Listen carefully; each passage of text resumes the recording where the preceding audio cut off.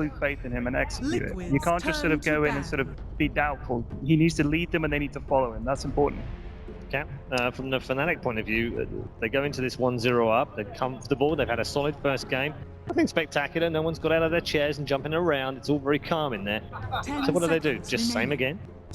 Yeah, actually, I think they should draft the same sort of lineup. Obviously, that's going to leave you open to being countered, but I really do believe that that sort of team fight and the ability to close out the game pretty quickly, like any kind of Luna strats are naturally going to be able to push high ground, and you've got a Shadow Demon and Undying behind it. It really just clicked well with the Luna. So you're able to end the game pretty quickly. You had superior team fight. I think that's really the way to go, that they were just able to establish a strong laning base and just build momentum with that kind of draft. And I hope they do that again. As much as we've talked about Kuroky's brilliance with the draft and being able to adapt to the team, he's got to be careful, Charlie, here, because Fnatic aren't afraid of going out with some cheesy stuff here. Absolutely not. I mean, they're doing the SD Luna stuff. You have to be aware of what other teams are going to bring. And I think he can do that. And I think this should go to a game 3. Okay. You think game 3, Ted? I'd like to see a game 3. I think we'd all like to see a game 3. Yeah, It's a given, isn't it? Yeah, I would like to see a game 3. I never like to see a 2-0. You want to see it go down to the wire. So yeah, I hope Liquid can do it, but on the basis of that performance, maybe Fnatic are too strong in this series. Yeah, okay. Thank you to all 3 of our panel members. We will be back, of course, regardless of whether it's 1-1 or 2-0. Let's find out as we head into draft number 2. Fnatic's turn to Welcome back. We are getting ready to hop into game number 2 of Liquid versus Fnatic. I'm back at the drafting desk, of course, with Merlini, Blitz, and Waga. Welcome back, gentlemen. We have a draft that is underway here. Ben, did you agree with what Charlie had to say, that at least for the side of Liquid here, they need to not reach out so much on what they see is working for other teams and trying to make it their own, but more of not necessarily going back to comfort picks, but finding something that works around their own particular playstyle? I think they can change 1 or 2 heroes, like the Sand King in particular I think worked really well for them yesterday, but Sand King is new. Naga, I would say, is actually fairly new to them too. They've been running a lot more fighting carries recently. What about you guys? I'm a little bit taken back here by the draft that they've actually pick a second pick Undying after already running it once. I feel that it's very easy to customize lanes against it. You know it's a strong laner, but now that you know it's coming, I'm not sure about that. They picked it early last game too. They picked it third. Yeah, but third is that's after you ban out a few heroes. That's after you conceal it a little bit more. Just going straight out the bat like this, I feel it's a little bit too much. I think so far it's okay, especially if you get a Drow Ranger. I think Drow Ranger plus Undying is an okay combination, just because Undying is a naturally defensive support. He wants to play this passive game where you go onto one of his cores, then he can drop the Tombstone, turn fights around. Soul Rip being one of the better abilities at doing so. I am kind of curious that they gave up the Drow though, considering we've seen how strong all the tier 1 teams here are using it so far. 5 seconds remaining. Plus, Liquid have already snagged up an Axe, which is very good against the Drow, so they already have that beefcake frontliner to be able to close the gap. So, I don't know. I guess I get that feeling Fnatic could be showing their hand a little bit early, but we'll have to see if Liquid are concerned about Fnatic's game enough to start counter-picking and approaching it in that direction, or if they're not going to be shaking up too much and continue to draft their own kind of game.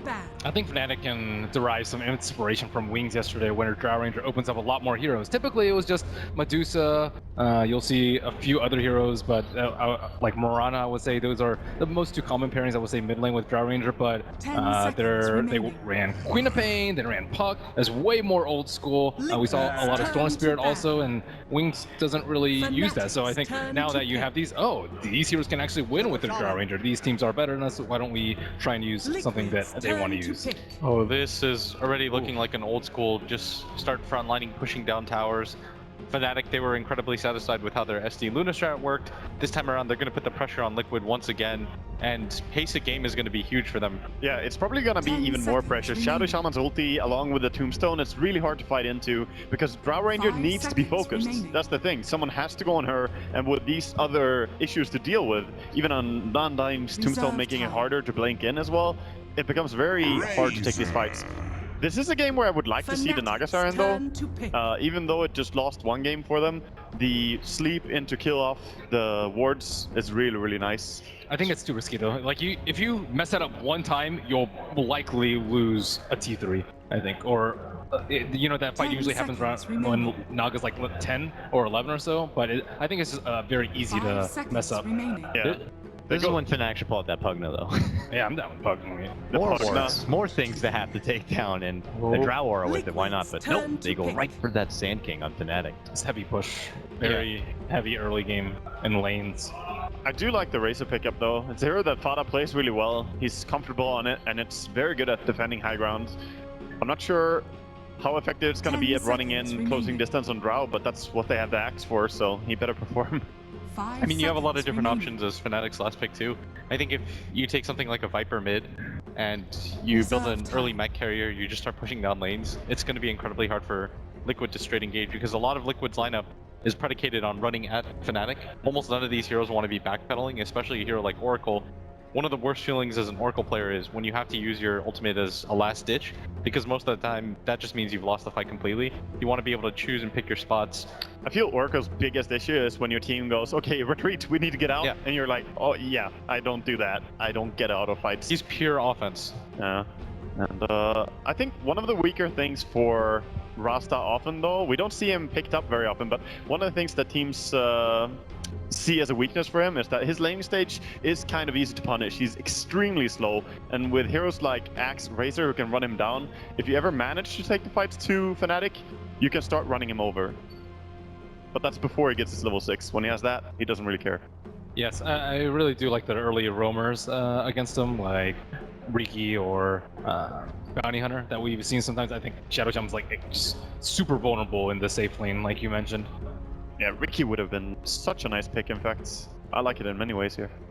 Still, I think if Fnatic just decide to go for the defensive tri-lane and force whatever dual lane situation that Liquid is kind of trying to do up at top 10 out seconds and force remaining. Axe into the jungle, they'll be a lot happier. Try to get an early level 6 on the Shadow Shaman. 5 seconds The last time I saw remaining. Fnatic play this combination, what they did is they try to get a really fast level 6 on their Shadow Shaman, then they simply just went to Roshan, smoked up with him. That was the first placement of the wards. They got their mid laner, that Rosh on a TA. Then they simply just started taking objectives left and right. Liquid with their 4th pick snag up a Sven here, and could possibly be showing their Tricore right off the bat. 10 seconds Well, it remaining. does add a second stun, which is very nice to have against the Shadow Shaman and Sanking. 5 Being able to seconds cancel remaining. their channeling is really important. But I would much rather see a hero like Gyrocopter in this game for Reserve a carry. time. I don't really love the Sven here. There's so much mixed damage again, as we talked about previously in the first game. Fnatic, they have so many different things that can hit him. Yeah, they've got Gus to work with as well, and Sand King is going to be hard for him to lock down. I guess what they're hoping for is that if the Axe can get multiple hero calls off, then you can just drag people to you. But your second support for Liquid is going to matter a lot, just because you need something to enable the damage of Sven. It doesn't matter if Sven is 6 slotted, if he just gets kited around. That's what we saw very often at the Shanghai Major, that whenever people would run those strats. There's a hero that hasn't been banned. Yeah? Yeah, little ball of fun. Oh, Goes well with Sven. I can't believe he's actually not picked or banned yet. That would almost give it so that you would have to be so core centric though. It's the only downside I think for Liquid. I think Undying's pretty good at punishing Wisp as well. It's not that big a deal, but I don't know. The Sven picks, it's a little risky, I'd say.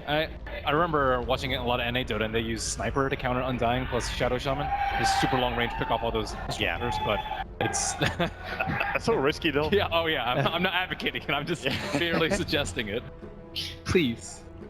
What are Fnatic gonna go for last as their mid 1 hero? I think you just pick something that goes somewhat even, right, against the Razor, and you'll be okay because you have the Drow. Even Invoker is a pretty fine pick. Sure, Razor lanes pretty well against you, but it works so well. You have the Drow damage aura as well. It helps you quite a bit. And yeah, you're right. You don't need to win against the Razor if you just farm almost as much as him. If you have a hero that can fall back into jungle a little bit, the Forge Spirits would be really good for pushing as well. I like to, 10 I think seconds Will remaining. mentioned it earlier, it's not an exciting hero to watch, but a Viper might be okay. He matches up 5 okay against the seconds Razor, and it remaining. could help against the kiting potential versus Axe for Sven. Yeah, it's also super good against Axe's second skill. You can't really Oh, do he's that on banned. Viper. Liquid's turn to Darn. pick. OD like is the other like big mid laner who can match up okay against Razor, but how does he fare against all the others? I don't they like banned the Odie Viper. at all versus Razor. Okay. Yeah, I thought Viper was probably going to be clear pick for Fnatic just because it's also a 10 mech carrier and it seconds enables everything that you want to do on their lineup. It does okay against the Razor, Fnatic's especially with the draw turn aura to and pick. Liquid read the situation. Probably, I still think they need some kind of initiating support.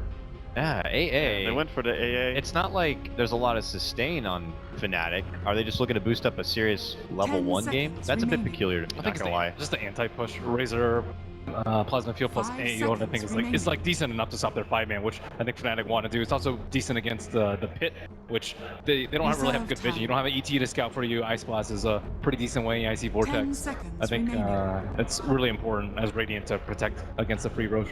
5 seconds remaining. Man, I'm not really in love with Team Liquid's lineup of 5 against what Fnatic are putting together, though. I feel it's going to be pretty difficult for them. How are you feeling about this draft, Splits? Depends on the last pick. I really wanted something like a mech carrier or something that can Roshan early, and instead it's going to be neithers. They're going to take the Queen of Pain and probably a pretty decent hero here. All right, well, real quick, gentlemen. Predictions on the match based on the draft we see before us? Fnatic. I feel pretty comfortable saying I think Fnatic's going to upset and go for the 2-0. Yeah, Fnatic, unless Liquid just step up their game, because they didn't play like they did yesterday in the first game. All right, So, we got Fnatic. 3 votes for Fnatic 2-0 shutout. We'll have to see if that's going to be the case or not. Let's go ahead and throw it over to our casters for game number 2. It's Odie, Pixel, and Draskell. Thank you very much indeed, Dakota. Well, indeed, in this series, Fnatic up a game. The panel saying there's a chance of a Fnatic 2-0 shutout against Liquid. Do you agree, Andy, or do you feel that Liquid, like we've seen them time and time again, have the potential to swing this one back round? Prepare I think it's for going to be battle. really important how the laning phase goes. I mean, the AA pick to me, I think it was more of just trying to make it so Fnatic didn't pick something like Death Prophet. That was a hero I was thinking after the Viper was banned that could synergize potentially well with Fnatic's lineup, just because Liquid up until that point, they didn't necessarily have the greatest ganking potential, and Death Prophet still matches up okay. But that being said, you know, if Liquid can get that Mind Control Blink Dagger going and try to force some early game fights, perhaps create a little bit of space, and just slow Fnatic's tempo down, I think they have a shot. But yeah, I'm still kind of favoring the panel overall, that Fnatic, I'm liking their lineup a bit more. I mean, do you like the fact that Liquid have changed the plan in the sense that this draft is very much more a draft that says, all right, you want to fight, we'll send the full team and we'll take these early fights? Do you like the fact that they've done that and put Matuma on something that's a little bit more, well, a lot more active than an Argus Siren in this game early on? I think it was just honestly not really the Naga Siren last game that I think gave him the biggest issue. I mean, sure, it was a struggle, but it was mainly because of the way the lanes shaped up, and the first couple of fights just didn't favor them. And I think that more than anything, it was, you know, Mind Control being shut down so much along with Kuro that hurt them the most. So I'm not sure if the change of game plan is going to be successful for them or not. It's all going to be down to execution this game. And as we obviously saw in game 1, Fnatic's execution was absolutely on point today so far. We'll see if they are able to continue it here. And of course, again, talking about the last picks, really, the draft didn't get too much time to talk about it. They did obviously say that they did like the Queen of Pain choice. I mean, what do you feel Fnatic's done that this game against Liquid's lineup? I think that mid one plays a very, very solid Queen, and I think they also wanted something that would be able to burst through, you know, the plus armor from having the war cry up and being able to just take down tanky heroes like Razor and just make sure that you have enough to get the kill and then drop Mass Serpent wards after the fact and make sure you can get objectives. So that to me is what makes the most sense. But I still feel like Queen it's a very volatile hero because you can be very far ahead and just die 1 or 2 times and then all of a sudden your game feels super hard. So I'm really hoping for Fnatic's sake that doesn't happen. Well, it certainly feels as well. Just looking at the lineup that Liquid have against the Queen, obviously until the axe hits the blink timing, other than that, the Queen's going to be able to blink away, you know, successfully, unless mid one's massively out of position. You know, Stormhammer even, you're going to have the chance, if it's from a long distance, to get yourself out in time. Yeah, for sure. I mean, there's things that you can do. Spend stun is very easy to deal with if you have any way of disjoining it whatsoever. But it's your room fight here. It's like Fnatic are going to decide not to. It's probably for the better. Obviously, if you get a point in a chilling touch and you get stunned, you could very easily get blown up. So it's very good for Fnatic not to contest that.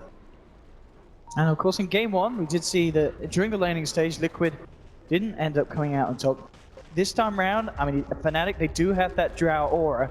But with the picks that Liquid have, do you expect them to see will they have a bit more of a comfortable time at the beginning of this one? I think it's going to depend on what the tri lane can do really from both teams, because we're going to see an aggro tri versus a defensive tri. And I would kind of favor the Drow tri-lane, at least in terms of being able to farm. But if you get caught out of position against these heroes of Liquid, especially once they get like level 2 and 3, you can certainly die. And of course that leaves the other lanes, this bottom matchup, a higher mind control, Sand King versus the Axe. Of course, Sand King, we obviously a hero that we used to seeing do very well against kind of melee 1 versus 1s, but an Axe, you know, with the call, with the spins, how does this end up panning out? Do we see the Axe manage to come out on top? It's really awkward because the Axe in this matchup would pretty much want to cut the creeps, because you don't want to be sitting around and getting tossed against 3-4-3. I'm trying to go up top, but Mushi actually with an early point in the Gust, and certainly working out there, able to stop that. And yeah, level 1 Gust, we don't see it all the time, but I guess against an aggressive tri-lane like this, it's a very valuable point to have. He recognizes the kill potential of Liquid's lane, so he holds the skill point. And I think if he didn't do that, not 100% sure he would have died, but 3-4-3 was definitely in some trouble there.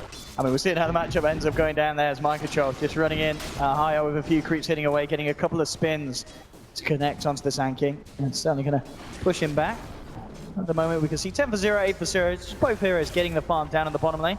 The mid lane matchup, one that we yet to talk about. As we can see, though, it's very even between the two. And I imagine, is this something that we can expect to see continue? Or is there the chance that one of these heroes can outplay the other and get themselves a kill? I think it's... And a 1v1 getting a kill is tough. 3v3 is where most of the aggressive potential is going to happen, I think, from both teams. I think that, like, obviously Liquid's tri-lane has a huge advantage in kill.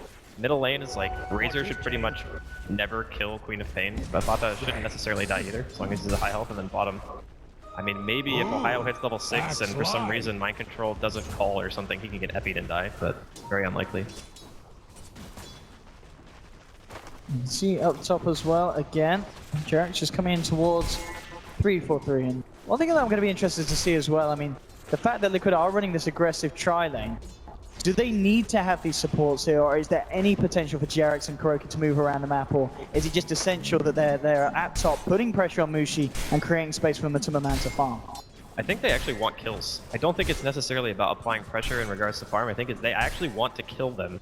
And if they're not doing it, I don't think the tri-lane's really doing its job. So if they were to abandon this, they probably just send, Mind Control to the jungle, send everyone else towards bottom and try to play a little bit more greedy. But if you do that, Fnatic can just do the same thing. And then DJ hits a faster level 6, you're going to have Mass Serpent Wards on your hands, and 3-4-3 can maybe go mid and apply a bit more pressure to Fata. So it's a trade-off, You're saying we're confident in our 1v1 matchup. We want to try to get some kills here. And Liquid right now, they're not yet getting any, but they're very close to level 3. So level 3 is a huge power spike for them.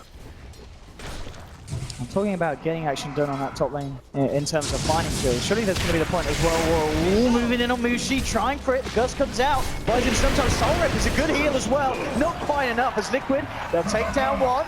See if Fnatic can find anything else in return. DJ looking to chase down KuroKy, but Matuma Man, he wants to get himself another. Hitting into DJ. Double kill for Matuma Man. And Liquid, they may not even be done yet. 3-4-3. Still has the decay available. They're going to look to chase him. They're going to be able to hold him in position, and Liquid surrounding the Undying get themselves a third. The aggressive tri-lane working out absolutely perfectly, and that's exactly what they needed to be seeing happening in this first 4 minutes, cleaning out the safe lane of Fnatic. They just have so many nukes. Like, you have Purifying Flames, you have Stormhammer, you have Chilling Touch on Kuro, Cold Feet. They can stunlock a hero for an extremely long time, and there's no save, there's no Shadow Demon. They obviously drafted the Oracle themselves, there's no Shallow Grave, they don't have a Dazzle. So when that hero gets struck, there's nothing that Fnatic can do about it. They don't even, like, they do have disables, but DJ can't just stand there and channel a Shackles, because he can very easily be switched upon as well. He's only got 1 armor, very squishy, very easy to take down. So as I was saying, Liquid's tri-lane, they want kills, they got all of them. Absolutely. We'll see if they're able to get away with it again. It's going to get close to that point where mid 1 gets level 6, 7, and then I guess on a Queen of Pain, we could very likely see the Quap react to that kind of play when it gets to a certain stage and look to turn the tide to the top lane. He definitely needs to as well. I'm looking like I can find Jarex here. That Tombstone's out, but Jarex looks like he's already out. TP's actually going to come through towards the top lane as Liquid want to turn this 3-man into 4-man Butter, joining the fray, looking for 3-4-3. And he'll actually going to buy him a bit of time as the nuke wasn't enough to finish it, but the right clicks and KuroKy there getting the cold feet down onto Undying will do so. And Liquid certainly playing this top lane very, very nicely and making sure they have this edge. against Mushi. As we can see CS-wise, Matuma and Mushi pretty much neck and neck. But of course, just the fact that Matuma been involved in so much positive action, it's going to put this Sven in a favorable position early on. This is kind of putting a lot of pressure on Fnatic. Like, mid 1 and Ohio need to do a heck of a lot to compensate for how like the tri-lane is going right now, losing 4 heroes already. I mean, sure, you can still kind of hit your mid-game timing when DJ finally hits level 6, but they're just being put under a tremendous amount of pressure for a long period of time. And while the Drow maintains a pretty similar creep score, like you mentioned, to the Sven, it's not going to get any easier. The kill potential on Liquid's lineup gets ridiculously high the higher level they get. I mean, we're not even at the point where Ice Blast is available yet, or God Strength, and you saw their damage potential. So if Liquid continue to have an early game like this, we'll see if they get anything here. Look at the body blocks actually on Matuma, but 3-4-3 not able to trap him long enough for DJ to get into range. But as you're saying, the way this is beginning to go, there's the potential for Liquid to maybe even just steamroll this game if they really get the ball rolling, and to the point where Fnatic just can't slow it down. It's going to get really scary. I think mid-one's rotations are going to be key. If he can maybe equalize the top lane a bit, like you were mentioning earlier, doing a TP rotation, I think that would be very useful. But the problem is there's a lane ward right now. So as long as that ward is down, if he tries to TP, Liquid are going to be able to back. And if that happens, then his rotation's wasted, they pretty much get nothing for it, bought the farms, and it's just a tricky situation. That's why I was saying, you know, Ohio is also another guy that might need to do some heavy lifting here. So his Blink Dagger timing is going to be crucial. 3-4-3 actually coming down very aggressively, hits a decay, but immediately the reaction from Liquid, bringing 3-4-3 down. The Purifying Flames nuking him out of the map. DJ shackles onto Jags, but he faced Edicts, walks back, and Fnatic unable to find the kill, and indeed it's that play, as you said. The quad comes up, but with the vision out, Liquid reacts immediately, and Fnatic, just time is wasted for mid one. They were ready for that one. It was a little bit strange. I think 3-4-3 was feeling a bit desperate that he wanted to go, and top lane again. Mushi, yeah, indeed. He gets the guts off this time, though. Not going to see a storm Dire's middle tower is under attack. He's got to be ever so careful. I mean, Matuma nearly hitting 6 as well, and at that point, he is going to be able to chunk through some of these numbers of Fnatic very, very easily. So obviously we can see with the time that mid-one spent going up top, Fada able to get himself about a wave of CS ahead of the Queen of Pain. 5-0, 8 minutes in. Another lane that we haven't really talked about is the bottom one, and indeed, as we can see, net worth-wise, a 1k lead for Mind Control. He got ahead in the CS and ended up managing to do very well in this 1v1 against Ohio Sand King. So Liquid, kind of akin to the performance that we saw yesterday from them, just winning all the lanes and keeping a good, firm grip on this early game. It's a matchup you don't really see too often, Sand King versus an Axe, but I suppose Axe is still kind of like the king of melee versus melee matchups, because you can just abuse creep aggro and whatnot and just get free spins whenever the Sand King goes in. And with a Vanguard and 1400 gold, like, he is just monstrously Yeah, he's not leaving that lane to Sand King. And yeah, as you said, the Blink Dagger timing is going to be absolutely ridiculous. And if he's able to join the fights, let's have a look, of course, at the AA, and I mean, yeah, even Kuroki, you know, he's halfway through level 5. He's going to have that Ice Blast very shortly. It's going to be incredibly scary. I mean, bottom lane, mid one's come down. They want to try and find a kill. They know that Mind Control, one of the heroes that's been left entirely on his own. But with the Vanguard, he's incredibly tanky. They're going to have to blow pretty much everything to try and get a kill. As we can see, they'll do exactly that epicenter, but he goes for the TP out, won't make it. It's a good attempt, but Fnatic, they get themselves the kill, but they really do have to blow absolutely everything. Sonic Wave and Epicenter to get the kill, and at the same time, Liquid realize there's a chance to move in after 3-4-3. He's got Ohio, comes in, Boris tries to Matuma and Liquid. They'll be happy to continue to just fight through this one. Looking at Mushi, Jags and Kroki chasing him down. Jags facing himself, keeping himself okay for the time being. Mushi turns around, will finally finish him off, but Matuma finishes off DJ. Kuroki TP's away. It is a trade up at the top, but the fact that Matuma just continues to get these kills, your double kill on the Sven. What is he at this point? He's 4-0-3 on this aggressive tri-lane Sven before the 10-minute mark. Armlet nearly done with the treads. He is going to be absolutely terrifying. Dire's middle tower the amount of farm that attack. The entirety of Liquid are getting, you know, you compare it to Fnatic right now, the Sven's pulling really far ahead, whereas before, at least the draw was staying relatively consistent, but then kills started happening. And when those kills happen, you get really scared if you're Fnatic in your safe lane, and you no longer want to just, like, freely contest that creep wave. So for now, Liquid maintain a pretty solid lead. Of course, Blink Dagger is going to be done soon on Ohio, so that could be one point they could look towards and say, okay, maybe we can get something going for us. And they did kill Mind Control, so they're delaying his Blink as well. Liquid, they've already managed to get this tier 1 very low on the top lane, so they'd love to just finish it off now with this push as Matuma Man, Jarex, and KuroKy come through. Ice Blast at the ready, and they'll look towards Ohio, immediately dropping it all out on him. He'll actually come forward with the burrow stroke. The blast, nuke damage will miss, but the passover's still there, so he ticks out, goes down. Mid-1 reacting to this, tries for KuroKy. KuroKy, he's not going to make it. So a good reaction from Fnatic will shut down 2 of the heroes of Liquid. Matuma Man, though, of course, himself, the high priority, did manage to escape unscathed. But Fnatic making these reactions and able to poke a little bit back at Liquid. And Mid-1 slowly climbing himself back up top, and in fact, looking for Fada, but TP out, what are you going to do? Nothing that they can do between the two of them to stop it. They do get the tower denied. But still, certainly Liquid with the edge here in these first 11 minutes of the game. I mean, those support kills, they do add up over time because, you know, Liquid, they do have a net worth advantage in the early games, so killing supports are worth a tiny bit more. I thought they were going to deny their safe lane tower, but I guess they just didn't want to. So like 60 health right now, so... Ohio might go to do that. Maybe Ohio's... Yeah, he's realized. He didn't buy his blink before he died. He did have enough money, but I think he was just kind of like in panic mode once he saw the AI splash fly out, but it's not going to delay him too much. Ohio's leaving it. Maybe he'll take it out as soon as he spots presence from Liquid. Matuma Man eyeing up that. He does have the back of KuroKy as well. I mean, Stormhammer into Ice Blast, as we've seen, can do wonders against the Sand King at this stage. But as you said, that hurdle's now been climbed. He's got the blink at the same time. What a mind control with a perfect blink reveal to get himself a free kill on his own. A solo kill down on the bottom lane.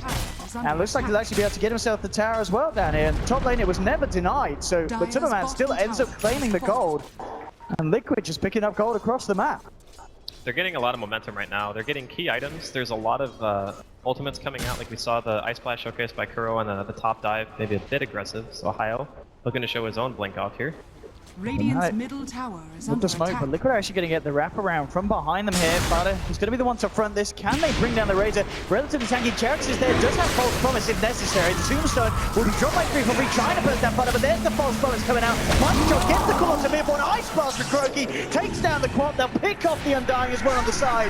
A gut from Mushi holds back Liquid, but they'll be able to continue to chase.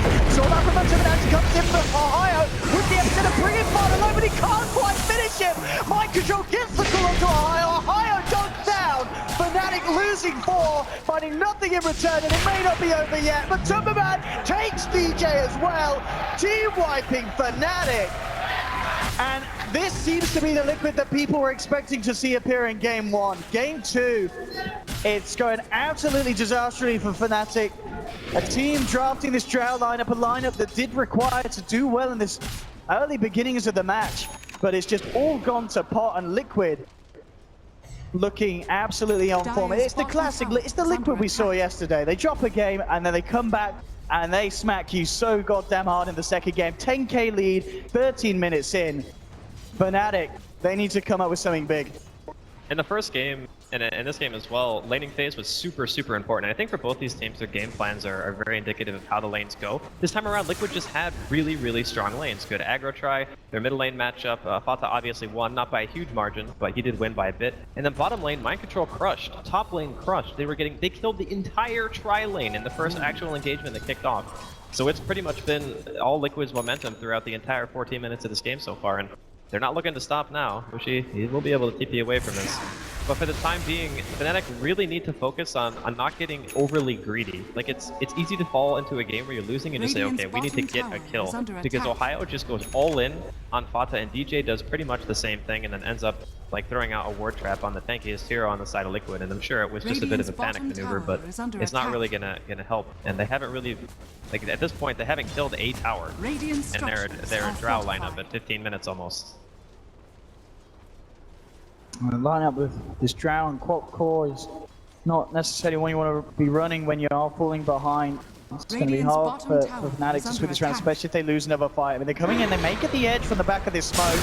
KuroKy's going to stop. Oh, the bonus strike! What the heck? Ohio whipping that one, and he's going to pay with his life. The Sand King is out. And Liquid, they're ready to come in and clean up more. A Sonic Wave, it will catch Microjob, bringing him low, but it's not going to bring him down. Jump forward for Microjob, getting back in. Ice Blast to the face of the Queen of Pain. 3 down on Fnatic. And the way that started, I mean, Ohio, we saw in Game 1, his initiations were absolutely perfect. but just whiffing it there on the Sand King and Liquid, they're a team that you cannot afford to mess up against. Man, that was just brutal. If they get that stun, you know, perhaps they get a quick kill. They have Queen of Pain to follow it up. A good, like, blink follow-up is all you need to just get that one quick kill, and then perhaps, you know, they can just go for the bottom tier 1 with the massive rewards or kill it, and maybe even pressure the tier 2. That would have been such a nice engagement if Fnatic could have just gotten one clean kill out of it, but unfortunately, those types of plays, when you're already behind, they can just be absolutely crippling. Liquid at this stage, I mean, with the amount of money that their cores have on them, they can get so much done, and obviously with this build of Fada picking up the early hood, makes it very hard for Fnatic's lineup to bring him down. Boots to travel on mind control as well, so he's able to push out lanes, get himself involved in the action when needed. Liquid's feeling very confident with coming out, and mind control hitting a two-man call. The Ice Blast comes out. DJ's gonna tick down. Ohio may just be lucky enough to get himself away. Kuroki will be taken down in response, but mind control comes back in again. Fada coming across to join the fight. They'll look to TP away, 3-4-3, he's just about makes it. Mind control's got his eyes set on the bigger kill, on that crop, and he's going to get it. We see the call into the Purifying Flames, follow through from a dunk. So much nuke damage at this stage of the game, so much catch potential from Liquid, and they're playing it perfectly. They're just rolling right now, just firing on all cylinders. Their net worth advantage in their cores is just insane. Like, every single lane they had, it feels very reminiscent of when, you know, the Newbie versus Liquid series was on the other day, and it's just the laning phase was so dominant that Liquid just never really lost control. And Fnatic, they do have an okay amount of deep push, you know, Queen, Sand King, stuff like that. But stopping them right now is I know, he will catch the burst strike onto Fada with the epi, but we can see with the hood, Fada, he does not give a hoot. He takes no damage whatsoever. Mind control coming back in, brings down the Scorpion. And Fnatic, they're still trying to find this tombstone. More to be dropped, Fada backing up the Ice Blast. Straight off the Bushi and 3-4-3. Mind control kept alive by Jackson's false throws. They have lost Fada, but Fnatic have lost 3. And again, Liquid now with the tools at their disposal, you know, but Timberland's got a blink, helm, armlet, treads. 18 minutes in, they're so far ahead. What is the plan for Fnatic now? They dropped every single thing they had in that fight. Everything. And they managed to walk away with 1 kill. I mean, the Fate's Edict and the Hood combination, like you saw it there, it didn't matter if he popped the Epi or not. There was no way they were potentially killing Fata, but they're just getting so desperate because they realize that the state of the game is just not going in their favor. I'm not really sure at this point what you do if you're Fnatic, because you need to drop everything on one hero to get a kill. Your Drow is very far behind, your Queen's far behind, and that hero itself, like Queen of Pain, is notorious for being very difficult to play when you're not just miles ahead. Oh. Okay, nice flank. All right. That was very solid. Oh, that was nice. Where was that Ohio when they were in the jungle earlier? That would have been a completely different team fight. Yeah, we need a fair few more cute plays like that. Fnatic, if they want to bring this one back in. 22-6, 19 minutes in. This is looking like the Liquid that we have seen come through in some of these series. Just this absolutely top tier, world-class performance that puts other teams to just looking like shambles. And Fnatic at this point, as we see, they just can't seem to bring themselves together to tackle this. Mushi is in trouble. Mind control jumps in, gets the call off. A few spins will certainly help do this. Mushi trying to back up. There's going to be a dub there. Mushi's gone. They didn't even need the Ice Blast to connect. And at this point, Liquid putting pressure in on tier 2 mid. It's not looking great, Andy. This has got to be like one of the biggest leads in 20 minutes that we've seen so far. This is insane, like how much of an advantage they have. It's closing in on the close to 1,000 a minute. The thing is, you know, we're talking a lot about how well Liquid are doing, but if you think about it, Fnatic are still like almost getting kills and having situations where maybe if they had just like a tiny bit more, they would be able to turn an engagement, and that just, again, owed to their draft. If their lanes just didn't get absolutely owned, I think that they probably would have ran away with this game quite easily, but Liquid with the aggro try. We're 20 minutes in, and there's an Axe with Blink, Bots, and Vanguard walking around with 3.5k gold in the bank. He's got some money. There's no question. But that's just what I'm saying. It's like the team fight composition of Fnatic is terrifying. But the problem is they just got so far behind so fast that even with their just sheer amount of like team fight potential, they can't turn it just on that alone. Like Liquid need to overextend or maybe try to go high ground too early before they're able to really get a favorable engagement. And oh god, 3-4-3. Yeah, easy dead. Yeah. And the tombstone is right. More money in the bank for Liquid. Easy 200 gold for Sparta. And Mushi, he was there. And this game, it might nearly be over, Andy. And we may be seeing a game 3. Because this is not the dream for Fnatic. This is absolutely uncensored brutality. It really, really is. And I don't even know if they can, like, sure they have Epicenter right now, but they don't have their Undying. Okay, they're just about back. They will try to field some sort of defense for this. But you can see, like, even Matuma Man's not even buying a BKB. He just doesn't care. They have the Fate's Edict if they need it. Like, because of the fact that Fnatic have to go so all in on one hero, it makes it very easy for Jerax to just sit in the back with his Ether Lens and just throw out the ability onto one hero, and with that, you just negate almost all of the damage output. And if that's not enough, I'm not sure if Fata's actually finishing the pipe right now. It's on the carry. Okay, it's SMY. So he's not going to finish the pipe, but he probably doesn't even need to, because the only hero that needs to hit the tower really is Matumba Man when he has God Strength on. And you know, after the AC, if he still feels like he needs Magic Immunity, then obviously he can go back for it. I guess as well, if Liquid want to, they could certainly think about going for Roshan. I mean, getting an Aegis on one of these cores, then go for the push again. I mean, you can see Mind Control closing in on completing a heart this early on. Kuroki maybe want to get caught out here. Has come out alone, and Fnatic, they'll jump in. They will be able to find a pick here onto Kuro. I mean, well, I say that.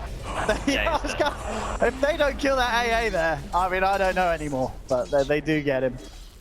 They do get him. I mean, how are you supposed to run away when he doesn't even have legs? Come on.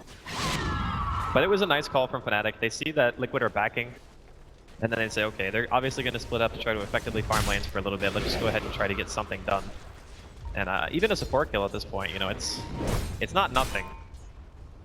And Fnatic need every single thing that they can possibly get to make their way back in. Yeah, they'll take what they can get. And a higher, maybe setting up something here. Big with an epicenter, jumps in, onto Mind Control, boards down as well. The shackles with DJ, but DJ immediately having to let go as Liquid. Therefore, for fighting back Mind Control, will get taken down though. But Matumba Man chunks with DJ, Fire falling over the false promise for Jerax, keeping him alive. But this is looking to be a fantastic fight for Fnatic. The turnaround is there.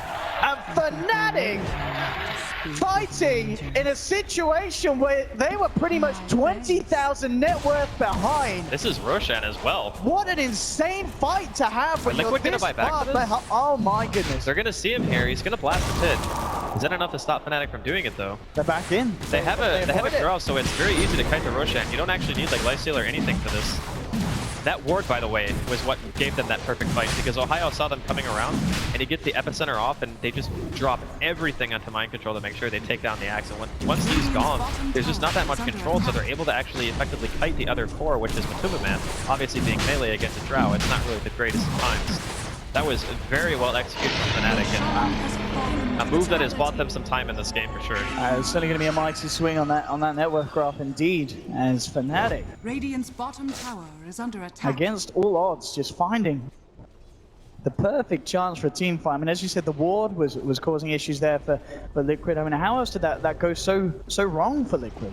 Well, obviously it was disjointed. They didn't get in all at once, so instead of, you know, Mind Control getting a jump on someone, he gets initiated on by the Sand King, which means that there's no blink call into any sort of follow-up for the Sven, because a lot of times when you see a Sven lineup, it's usually going to be blink into stun and to bring that hero to the Sven somehow, usually by like Batrider and stuff like that is what we normally see. But that didn't happen. Matumba Man came to the fight in later, and even if he has the blink dagger, he's not really able to hit anybody unless he has a Stormhammer up, and Mind Control just died, but they dropped everything on him. So once he's down, there's no control for that, and then Jerax comes in afterwards, False Promise Fata, and at that point it's kind of already a lost cause. Fnatic, again, they're coming over into Liquid's jungle, Liquid themselves smoking. But they see that Fata's top. He does not have boots of travel, but he does have a TP. Mind Control is on his own. Fnatic, they could have a great chance of killing him, and he jumping in with the epicenter. Mind Control gets the core, but with the Sonic Wave, epicenter damage is too much. Fnatic again finding these picks, but at the same time, Mushi was caught off alone.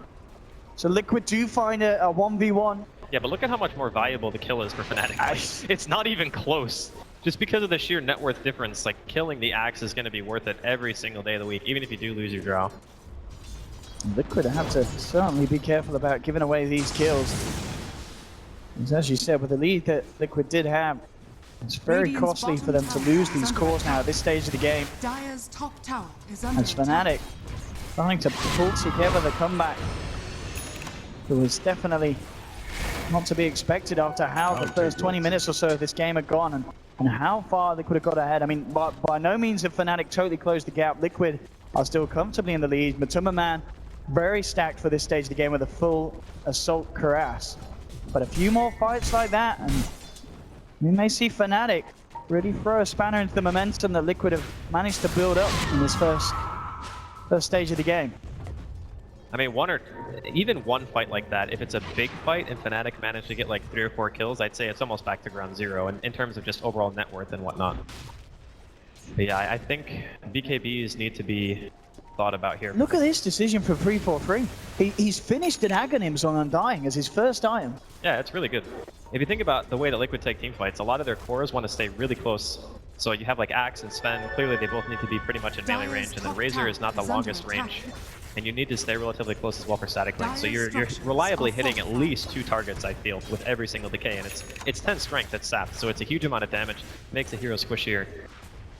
It's a very good item for this game. Oh my Gerald trying to jump in onto mid one. Then right gets the dagger over to the man. Onto Mushi. Bo3 Epi. Onto Fnatic fully rested over the hood. Doing a lot. Fate Seedings as well for Jaren. Stopping the back. Zero damage. Burst through for the Sonic Wave. They've lost the Razor. They've found themselves. They got 3. Fnatic. Oh my goodness.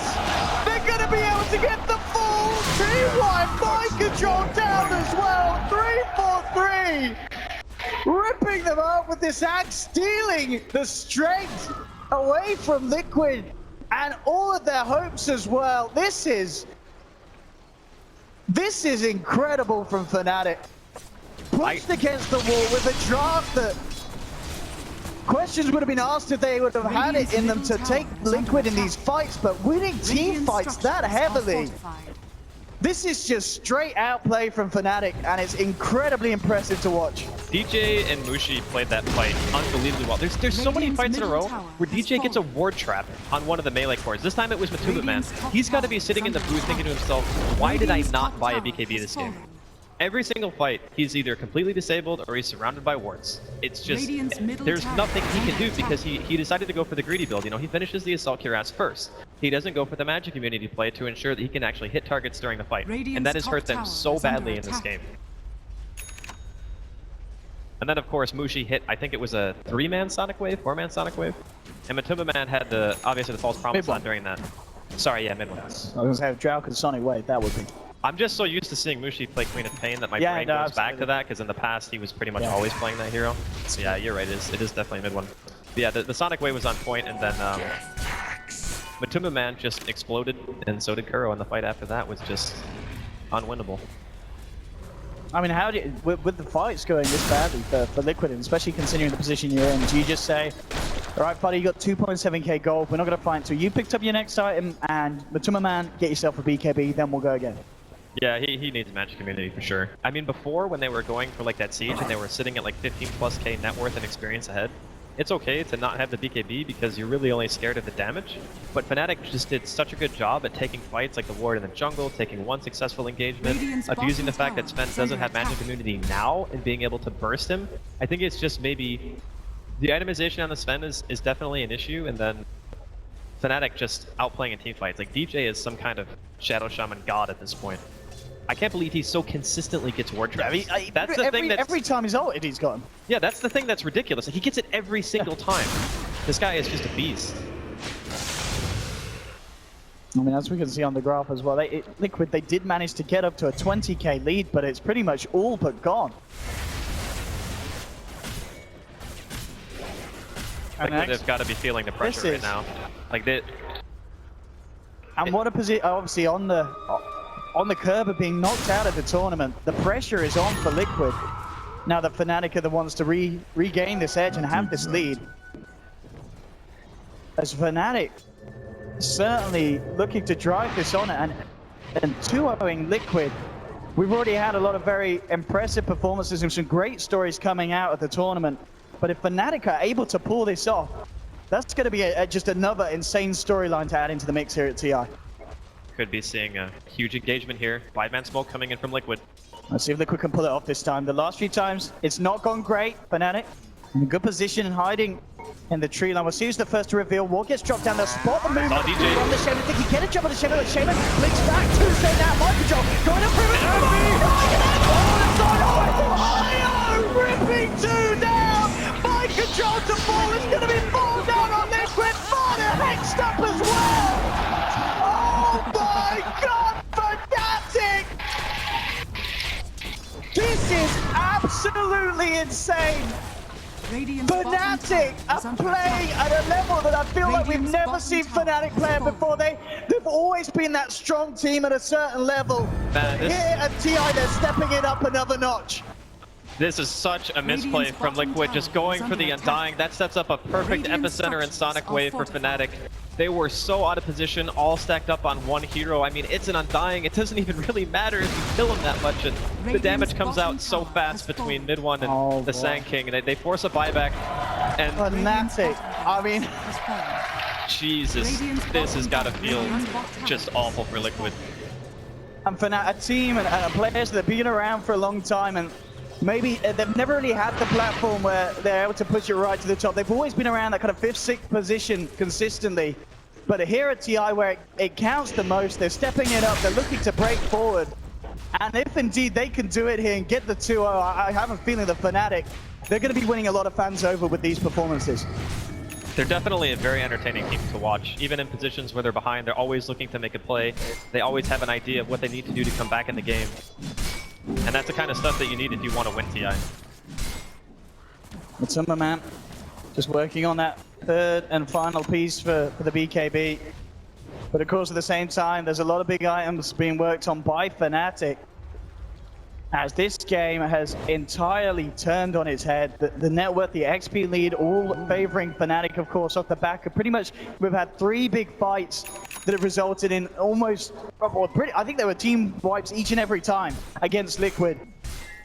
And you just cannot afford to fight like that, especially in a position where it counts for so much. And Fnatic, you can see how hungry they are for this victory. There is something that we need to keep in mind, and that is BKBs are coming out on the side of Liquid now. So with those items, there is still an opportunity for Liquid to, you know, we could say make a comeback, but let's just say regain their advantage and their footing. Like Matumba Man almost has his, once he has it, it could be a potential, did they even have smoke at this point? I didn't actually, I don't know if they have a smoke or not, but if they do, once the BKBs are done in their 10 seconds, yeah, okay, they have one on Kuro. And if they smoke with that and manage to find a couple of picks, they can reestablish map control. That would be very important for them at this point, because it's not even as if, you know, they're that far behind in terms of farm. It's just the last couple of fights have been very, very disappointing. I'm actually talking about Liquid looking for a smoke, but this timing themselves. Are they gonna smoke and go rush? Yeah. Mushi, going in, working at it. Liquid themselves, I mean, the majority of them already back up at their base. Even if they know that's going on, they can't close this gap in time. They're going to be taking it quickly. Fnatic, Roshan down to half, getting themselves Aegis as well for the next engagement. It's going to make it even harder. As you said, the big step up for Liquid is the fact that some of these BKBs have now come online. But is it going to be enough? Aegis now for mid one. Fnatic with more tools at the ready for the next fight. Liquid have 10-second BKBs on their cores, or maybe it's 9 for Fata. Yeah, he did use it once in the bottom fight, so it's 2 10s and a 9. That is a huge difference. It's going to make it a lot harder for Ohio to have impact in the fight with his epicenter. Clearly the Sonic Wave will still do some damage, but being able to get that sheer burst factor that we saw in the bottom jungle fight is not nearly as likely as it is now, and Fnatic are going to have to play a much more kite-oriented team fight if they want to try to fight Liquid in the open. Even with an Aegis, I still think it's very, very dangerous, because if Matumba Man's able to stick to a target with that newfound magic immunity, it can very easily be a hard fight for Fnatic. We have it, Fnatic getting the courage up to take another tier 2. They have the Aegis, they have the ability to do so. Liquid, let's see how they can get a bite back on them. Of course, initiation-wise, pretty much relying on mind control to get a blink call off. Already Ohio, it's got a TP up top, keep that lane pressured in as well. Fnatic knowing that they themselves not in too much pressure to do anything rash. They've regained a very comfortable lead against, you know, as I said, all the fact that Liquid was so far ahead off the back of the laning stage. And Fnatic definitely much more comfortable in the ways that they can choose to take this game now. As Liquid, they really will be feeling the pressure here. I mean, Liquid themselves, Andy, are they waiting for Fnatic to come at them? Do Liquid need to wait until the Aegis is timed out, or can they try and actively make a go now with their BKBs? I think with the BKBs, they could probably still fight even against Aegis, but it just really depends on how they're feeling about it. I mean, you just lost the last couple of engagements really hard, so clearly you're going to be feeling a little bit under the gun, and understandably so. Ooh. They spotted Ohio, I think, on the high ground there. Those pings out. I mean, Ohio will have the team around in Fnatic around the top half of the river, and Liquid, I think, you know, spawning or not, they're backing up. They don't want to be jumped upon like that. Talking about Ohio still racking up the gold, 3.2k on top of his build. And just the fact that we are seeing the 3 cores of them and all fighter. Well, now we see by the Paro does have BKB. He's not going to need to use it as a false promise for Jarex, allows him to back up. Again, as we're seeing, just Liquid having to just be really quick with these snapback reactions to Fnatic jumping on them. It was good that Fnatic didn't commit to that kill, though. That was a very bad engagement if they go all in. Because the Axe is standing behind, they have the Sven standing behind, they both have BKBs. Like, Mind Control sold his Reaver to buy a BKB. Like, that's how much they need Magic Immunity this game. Top tower So, yeah, it's still feeling a little bit stressful here for Liquid. They have good high ground defense. They have heroes that can jump in, get very fast kills. And that's exactly what they're going to try to do now. Mountain Control jumps into this, and onto DJ can take him out. It's going to be a good start to the fight. No chance of force, down 6 in, but Ohio coming in with a full-back fire strike. BKB's now coming out. We'll see how that turns the tide. But Liquid looking to take down the two-step first, now turning towards 3-for-3. They'll find themselves a second. They've lost Kuroki. Mushi tried to pull it into Mind Control, but he himself decided he's got to run away. See on the sidelines if Mid-1 can play around this one, turning back towards Fana. Mushi as well, thinking about coming back in, but he's got to get himself away from Matumba Man. Matumba Man can't quite get the stun out. False Burrows onto him, but Ohio with the Burrow Strike keeps the Sven held back. As Fnatic just desperately trying to get themselves out of this engagement. As Liquid this time are able to buy in with the use of the BKBs, taking 2 kills, only losing 1. But it's certainly not the massive team fight win that they would want with those BKBs, and it does certainly feel like Fnatic were able to minimize the casualties there. That was a very good disengage there from Fnatic. Mushi didn't overcommit, kept himself safe. Liquid really want kills here. Wow. They've got to be careful. I mean, BKB is, of course, on cooldown. Mushi, hang around with him here. He's got Blink in 1. Mushi with the Shadow Blade, but they have got the vision. They'll catch out Mushi. And Liquid, with that kill, will certainly feel a little bit better about that past engagement, taking down a very high-value target from Fnatic. But this game is certainly on. 39 minutes in, Liquid had the lead, lost the lead, but now showing signs of being able to reclaim it from Fnatic. It's a very back and forth game. The power spikes are pretty much just based around BKB timings and whatnot, especially against a team like Fnatic, who are so heavily based around being able to get stuff off, like, you know, Epicenter, a lot of Queen of Pains damages, Magic, Undying, Shadow Shaman. They're all very spell-based heroes, so once those get lower duration and you're down to 5 seconds, then it becomes a fight where Fnatic might be able to kite it out long enough to be able to start using their spells again. And this Queen of Pain is I mean, the AC pickup's brilliant, isn't it? Helps negate that of Matumba Man's and allows Fnatic as well, if they win a fight, to have a bit better of a chance of being able to break high ground, because other than the Shaman wards and the Drow, they don't necessarily have the best ways of frontlining a tower high ground siege. That's a very good choice. I would expect him to maybe either go for Hex or Refresher next.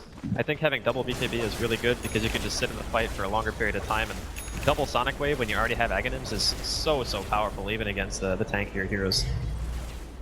But yeah, Fnatic's still in a pretty good position. Obviously they weren't able to maybe use the Aegis as well as they had wanted to, and Liquid are feeling confident enough to move out on the map because of that. But still any team's game at this point. It certainly seems though, at this stage as well. Just kind of reviewing the good fights that Fnatic had. A lot of this is on Ohio to kind of counter, you know, Liquid's initiation. For him to hit these multi-heroes, burrow strikes, get the epicenter off, which pretty much was the case in the fights that Fnatic have come on top of. So, like in game one, Fnatic are going to have to rely on Ohio to hit these huge, high-impact plays to slow down Liquid's aggression when they themselves mind control, looks to front a jump. Yeah, the Sand King's play is crucial indeed, but he kind of needs to like go in and burrow and then not use epicenter until the BKBs are down. So he needs to be able to get in and out, use his stuns defensively for peels for the other heroes so they don't actually die during BKB, or if they can, you know, he gets like a stun first, maybe they can burst the hero before the BKBs pop. That would be the ideal situation. It's not easy though, because they would need DJ to follow that up after the initial burrow, and that's only in a situation where you're going for a pick. In a full-fledged team fight, you would never be able to initiate that way because BKB from one hero gets popped, you get initiated on by the spin of the axe, and then you kind of just get ran over. So it's tough. It's very tough right now to fight straight up as Fnatic. And we saw in the last fight, of course, as well towards the mid-tier 2 of Liquid, one of the edges was the fact that they were able to get DJ first. You know, making sure those wards aren't planted down, someone's not getting trapped. It's a great way for Liquid to be able to start the fight. So Fnatic, of course, next time will most certainly try their best to avoid that awkward positioning and being caught off guard and make sure that DJ can drop his spells down. They did kind of catch him off guard because obviously they went for the smoke, but it's something that it could have went a heck of a lot worse for Fnatic. Like if they were grouped up more and there was like a multiple man call or, you know, something like that. It could have been a total disaster, but in reality, given the situation and those items just being purchased, Liquid probably wanted more than what they got out of that engagement. And getting the Mushi kill after was just Mushi being around a little bit too long, instead of just like straight up running away. So again, at this point of the game where both teams seem to have slowed down the pressure a little bit. I mean, Ohio is on his way around. Oh, they're split right now. In, yeah, catches his fodder out the backside, but Jerax is there to back up the Razor. And Fnatic again choosing not to follow through and do disengage. Man, Liquid reacted to that so fast. They had 2 heroes bottom, they instantly get to mid, top lane TPs. They recognize that Fnatic have the potential of getting quick pickoffs if you're not paying attention. And both teams at this point seemingly just looking to try to get a bit more farm, maybe wait out the next Roche. I mean, when it does come to Roshan as well, it's going to be quite the spectacle as both teams, they've got great ways of fighting into each other around an enclosed area. I think the AA Blast is probably the best utility that Liquid have around the pit. And it's still very powerful, but I mean, this is a mech AA. It's not a Midas into Aghanims AA, so that's why normally at this stage in the game, you would see maybe Kuro having even double the net worth, right? Because Midas gaming, and you play a more greedy role, but he was in a tri-lane, which means that he wasn't getting like any pulls, stuff like that. He's been more or less the sacrificial role for the team besides Jerax, who still has roughly the same, like 900 gold difference, not really too big. But yeah, normally the AA would like to have much more impact than he's having in the game right now. This tower is getting wrecked. Liquid reacting immediately, fortification. The Tunnel Man jumping in with the golden strength, mind control, does get the catch. Onto move on with the power shot from Ohio in return. Ice blow, it's going to come through, it won't falling though, but he did manage to blink out. Ohio's going to be the focus. They'll burst that one, but DJ again with the ward trap on Zavada. Doesn't matter this time as Liquid will find themselves the second. So Liquid able to react and take down 2 from Fnatic. And it really has been the case of as soon as those BKBs came online for Liquid, they're in a much better position to take these fights. And Fnatic just unable to bring them down once they're under the cover of the Magic community. I think it's mainly, that one was just on mid one being a little bit too far forward and forcing his support and offlaner to commit themselves to just saving his life. Because if DJ didn't go in there and force staff him, I'm pretty sure he would have probably died there. And because of that, you know, DJ obviously doesn't have his force staff to escape himself after he forces out the queen. So then he dies, they lose a gem. I think it actually would have been better for mid one to just die instead of both of them dying and losing a gem. But sometimes you want to save your core. And this does open up the opportunity for Roshan. There's no buyback on DJ, and Ohio doesn't want to spend the money for a 30-second respawn timer, so this is a really big power timing for Liquid here. No way that Fnatic can put a stop to this one. And with the Aegis in the hands of Fada and the BKBs, it's... I mean, there is potential, I imagine, for Liquid themselves to try and go for a high ground siege against Fnatic with these tools. And Cheese as well, of course, on mind control. I mean, he's going to be perfect for getting himself in on the front lines and just tanking up a huge amount of the burst that Fnatic are going to be throwing out. It's actually very impressive that Liquid managed to compose themselves and, get to a point where they can sit back, get their BKBs after those two just devastating team fights coming out from the side of Fnatic. And Fnatic are now the ones who, again, have to buy time. They need to wait until those BKBs are down to 5 seconds. They need to wait until the Aegis and the Cheese are consumed. Just try to defend your high ground when Liquid back, split up the map as much as you can, look for pickoffs. And hope, just hope that Sven doesn't get a lucky crit, because if he does, that is dangerous. It's going to be scary. Matuma Man, amongst all the chaos, has certainly kept his game strong. Pretty much consistently been at the top of the net worth. And with his performance so far, 8 kills, he's done 3 times and 13 assists. Let's see what he can get done here as Liquid indeed looking to get in position to put some pressure on Fnatic and maybe even test out Fnatic's defenses and see what they can achieve with the high ground push. There's going to be a higher picking up the Shiva's guard, so more tools for Fnatic to be able to hold the defensive. But as we can see, Liquid can certainly hit very, very hard now at this stage of the game. Especially if they hit a good Ice Blast, if Mind Control could get a couple of heroes in his court. And see what Fnatic do against it. As Liquid poised outside the base, looking ready to make a move. A very tense situation here for Fnatic. They do not have buyback on DJ or 343, but everyone else should. Ohio's only like 10 gold away, so 1 creep and he's pretty much got it. But they need to react to this a little bit faster. He's right into the base. Fada starting to tickle away at the racks. Ohio jumps with the burrow, but Mind Control reacting with the core onto Ohio. Here we get, and then he's down! Bursted immediately! The wards are out, but BKBs from Liquid involved. The backup, there's a buyback from Ohio comes out. Can Fnatic punish this play? Looking at Mind Control, but Jarek's with a false promise, keeping the axe safe. And Mid-1 jumping forward. Can't get the latch of the Matuma Man as he blinks out. Liquid on the high ground. They may even want to go back in Liquid, Fada. Eyeing it up. Fnatic trying to play around, looking to the side. They've actually caught Matuma Man alone. There's a big pick to find the Sven. Now clear the 3-man guns. The Sonic Wave coming through. Fada pulls the Shivas higher over the epicenter. Takes down Mind Control. Fada to full as one of bar strike. They're looking for Kuroki and Fnatic. They may have fallen short of the last couple of fights, but again, we're seeing the Fnatic mid-game team fight power that they were showing us earlier. It's back again.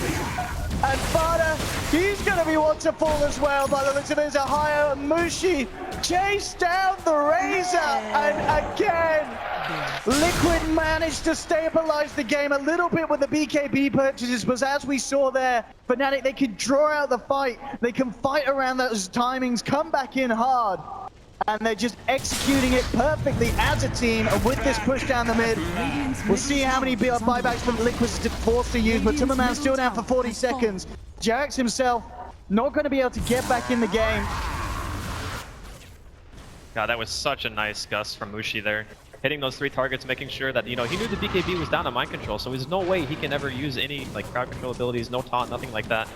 And that Sonic Wave follow-up was just perfect. The best thing about that fight, though, personally, for me, was DJ being able to isolate Matuma Man, realizing, hey, he doesn't have Aegis, he doesn't have Cheese, it doesn't have BKB anymore, you guys need to come around here and kill him straight up. Because they picked off that hero, and the trade for that 1-for-1 was an Undying, I would want a Sven on my team with that kind of net worth over an Undying at this stage of the game, and then at that point, it's just way too hard to come back from, and that was 2 buybacks there, because the Axe bought back, as well as the Razor, so... Mushi off the back of that fight. I mean, we already saw he was doing enough damage to take down the course. He's just picked up a straight butterfly. He had about 6k gold to spend after that fight. He's just about got enough to have buyback as well, so it should be available by the time the next fight kicks off. Bloodthorn going to be picked up as well. That's a huge purchase, especially considering the fact that Mushi himself just got a damage item. If they're hitting the same target and there's a Bloodthorn on that hero and BKB's down, you are going to just get melted.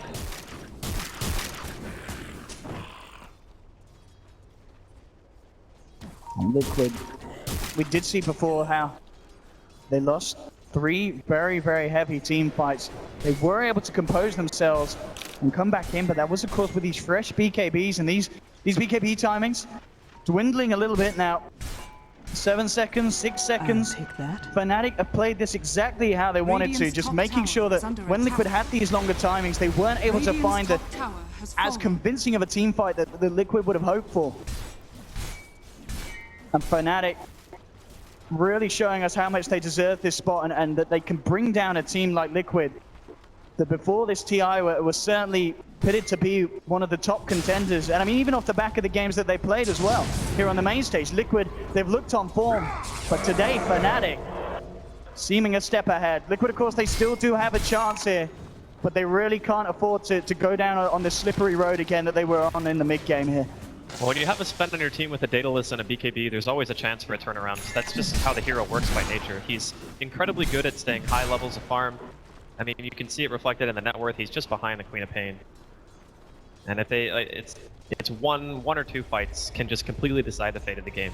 Like, one set of racks at this point doesn't really matter that much, just because of how much ability that Liquid have to clear out the wave, and the same thing can be said for Fnatic as well. It's going to be down to buybacks and who gets the better fights. Fnatic smoking up, maybe looking for that hard-hitting finishing blow. I mean, they're just going to ping on the top racks. They've got the this is a really good mid play, actually. And we've seen how quickly Fnatic can take down structures. There is a glyph, though.